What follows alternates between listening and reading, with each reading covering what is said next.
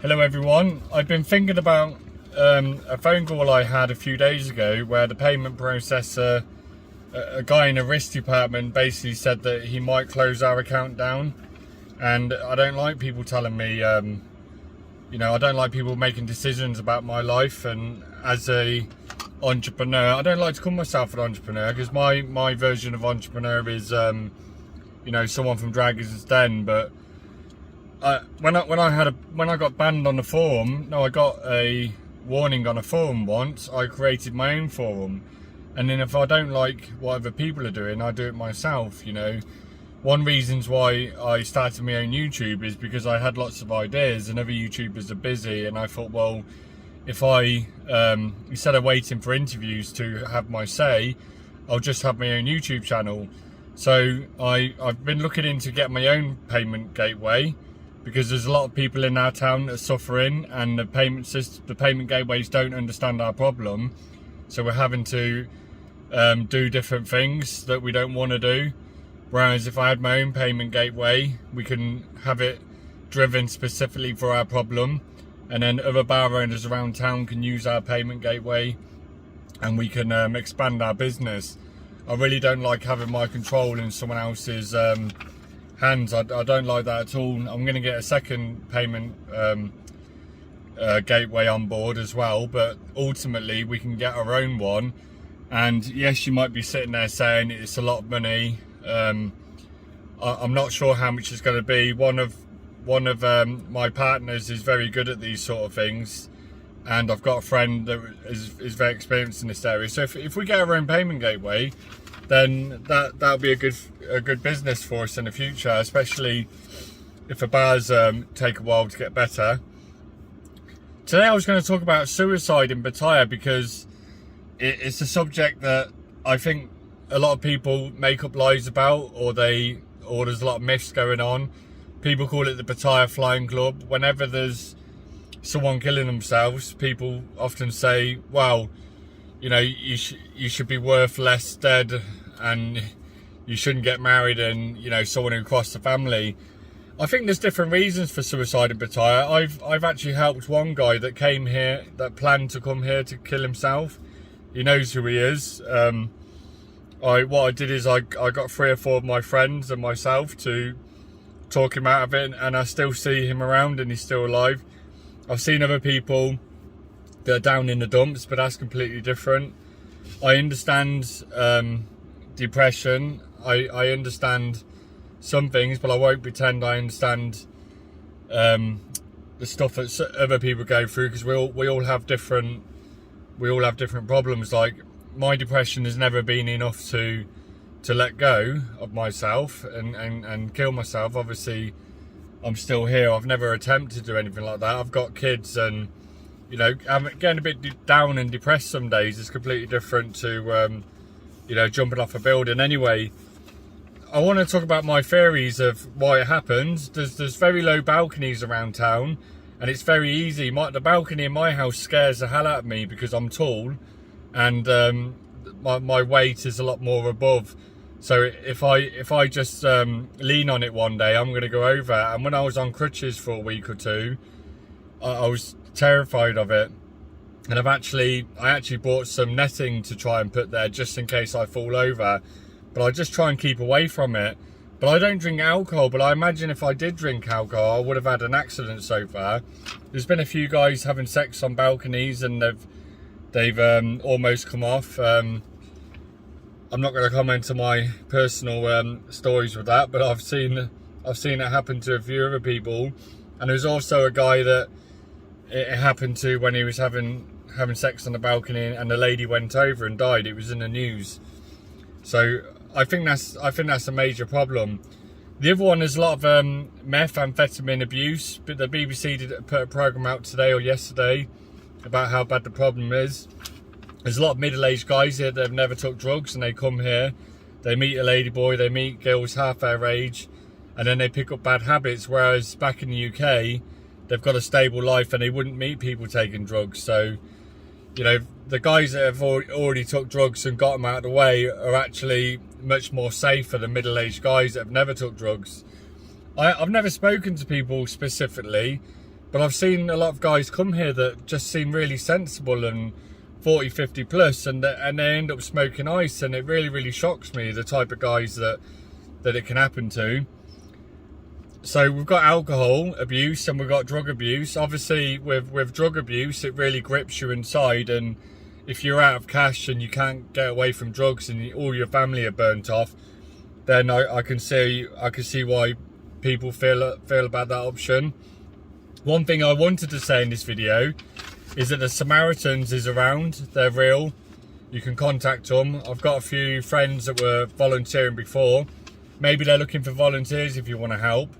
And also a friend of mine had some problems, and you know, he felt like doing it, and I reminded him that if anyone ever feels that low, you can go to a temple and they'll look after you. Find a temple.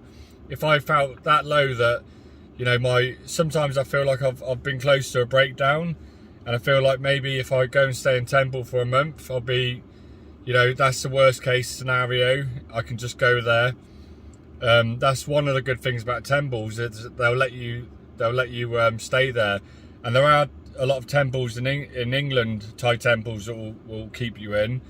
You'll be the temple boy and the slave, but they'll pay for everything and they'll look after you.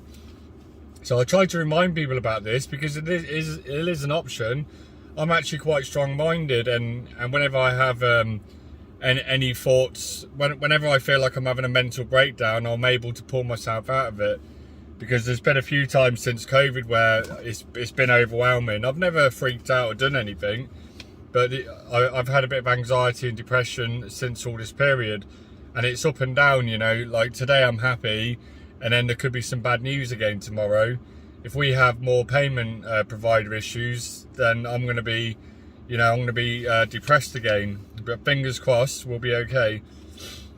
There's a lot of dysfunctional people here. And I think a lot of guys that can't cope in England, or they're not very sociable, they come to Thailand because you can buy friendship, you can buy love. There's a lot of divorced guys that have come here that have been through an emotional roller coaster. Maybe some of the guys have come here to blow out and they haven't planned.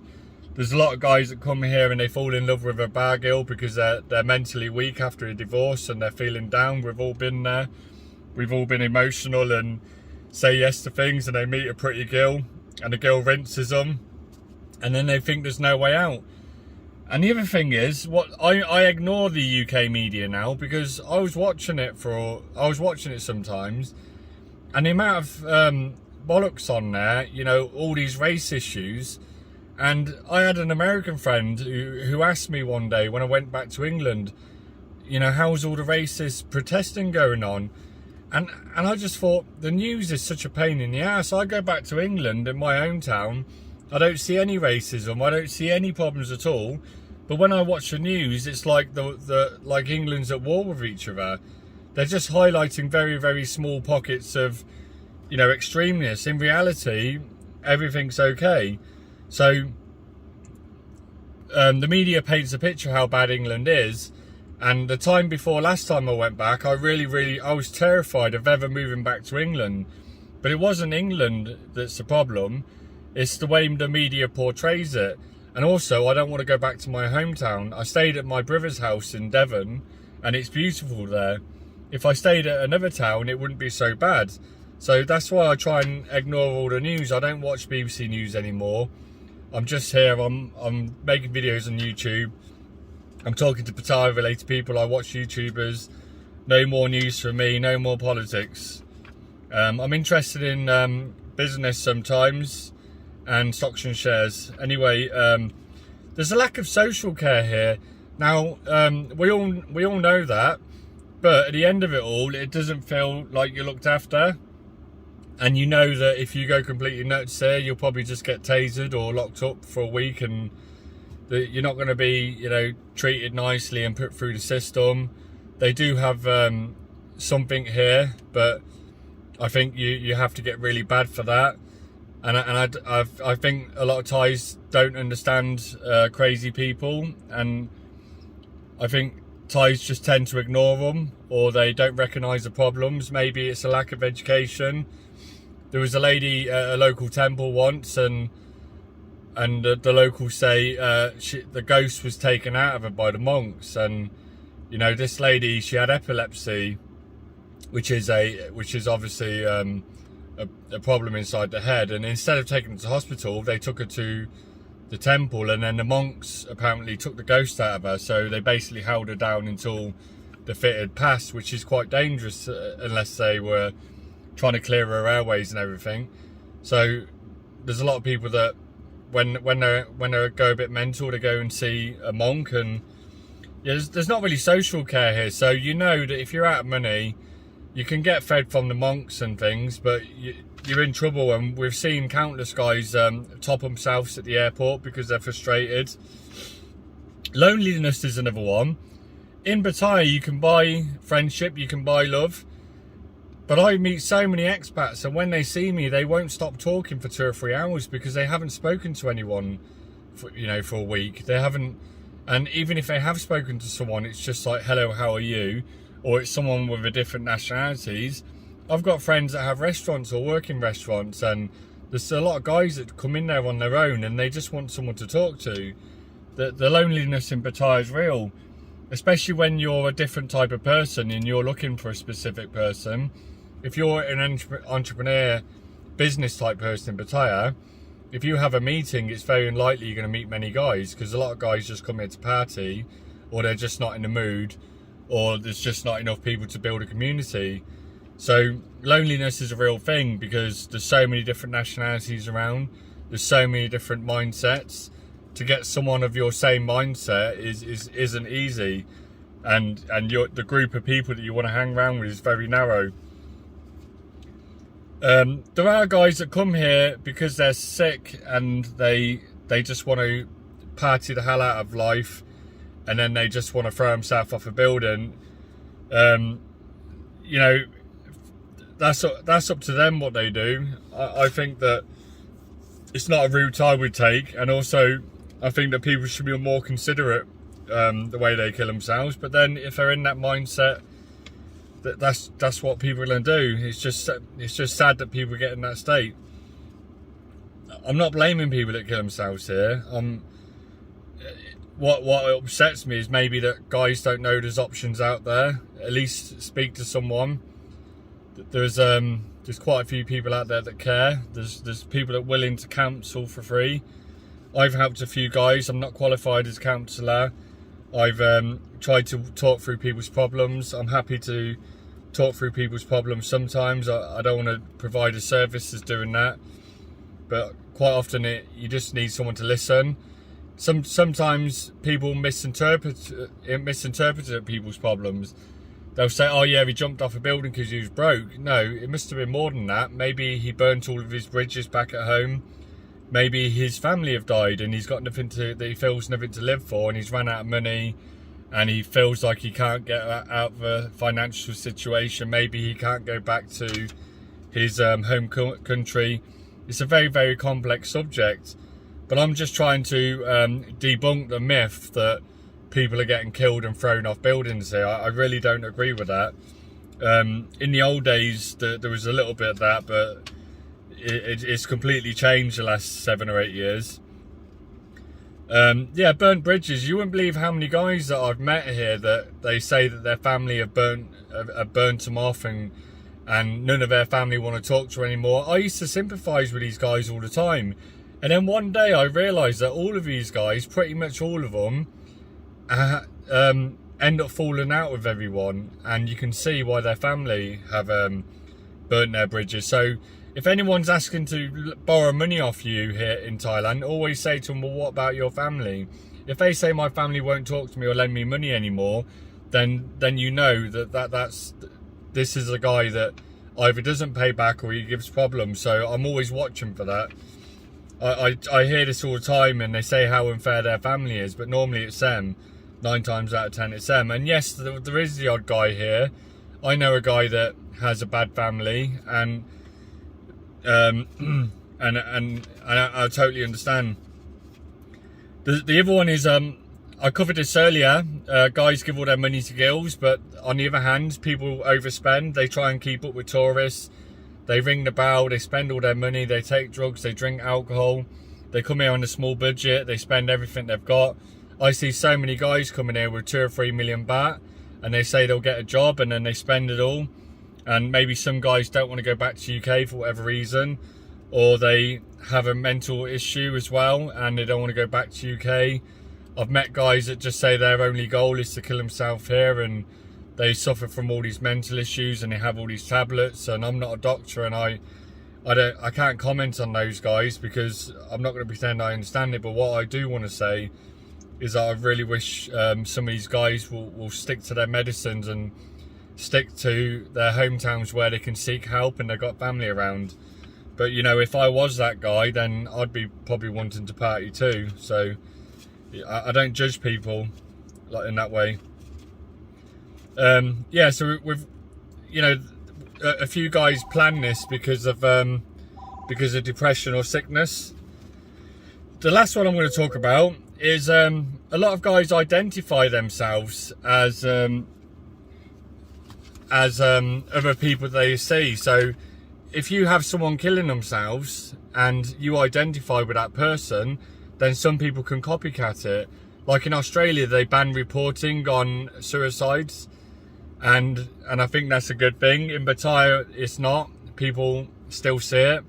And if you see guys around about our age or older and they're similar and you identify with that person, you start thinking it's an option, and then you start thinking, well, I'm going to go that way too, or maybe this is an option. I think that plays a big part of it. I've seen quite a few guys that have killed themselves, and they're all, looking at their bodies, they've all been, you know, around about my age, not very attractive, no family, no money, and that I think they just feel like they've missed a boat. Maybe they've took some drugs because they're just so repressed. I've been very repressed in the past, and this is why I want to make a YouTube channel. I want to inspire people. I want to make people realise that you don't have to work in McDonald's forever. I worked in McDonald's for a year and a half. I didn't believe in myself. I had no hope in anything.